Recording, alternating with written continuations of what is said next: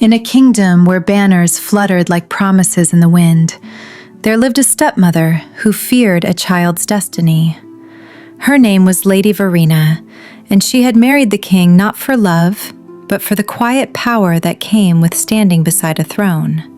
She wore silks the color of moonlight and spoke with a voice as smooth as polished glass. To the court, she was graceful and wise, but inside her heart lived a constant, restless worry, one planted by a single sentence she once overheard, whispered by the royal seers. The child will change everything. The child was Elin, the king's daughter from his first marriage, a girl with soft eyes, gentle manners, and a way of listening that made people feel seen. Elin was still very young when her mother passed, and even younger when Lady Verena arrived at the castle, smiling as if she carried warmth with her. At first, Verena tried to love the girl, or at least she told herself she did. But every time Elin laughed, the light in that laughter seemed to reach corners of the castle that Verena could not control.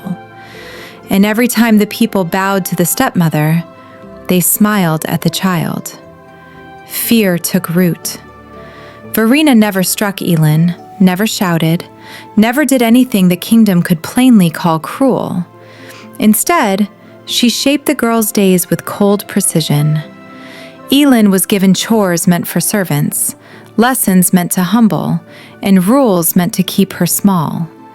Praise was withheld like a locked door. Affection was rationed into silence.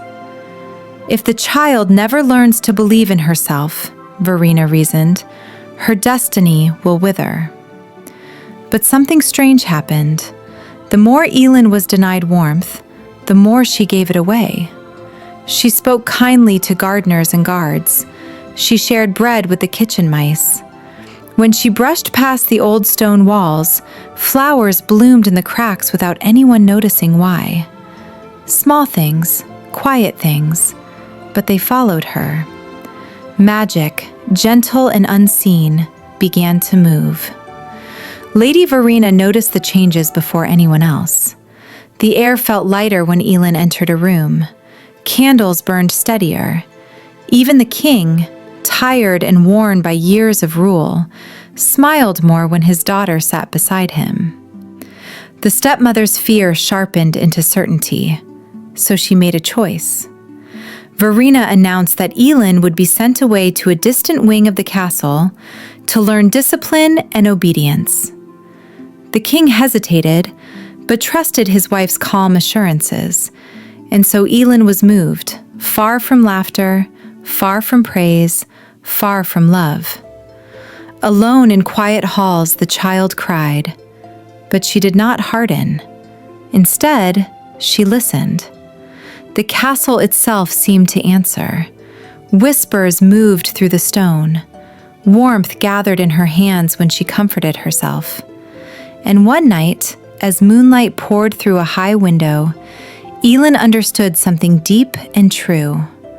Her destiny was not to rule through power. It was to heal what had been broken. When drought touched the fields, green returned after Elin walked among them. When quarrels stirred in the court, calm followed her presence. The people began to notice. Stories spread. Hope followed her footsteps. Lady Verena watched it all unravel. Desperate, she confronted the royal seers again, demanding answers. And this time, the truth was spoken clearly.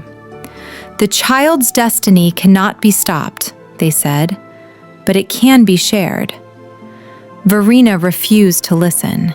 She planned one final act, to publicly shame Elin before the kingdom, to prove she was unworthy of love or crown. The day was announced. The courtyard filled. The king sat uncertainly beside his wife. Elin stood alone. And when the moment came, she did not plead. She did not defend herself. She simply looked at her stepmother with eyes full of understanding.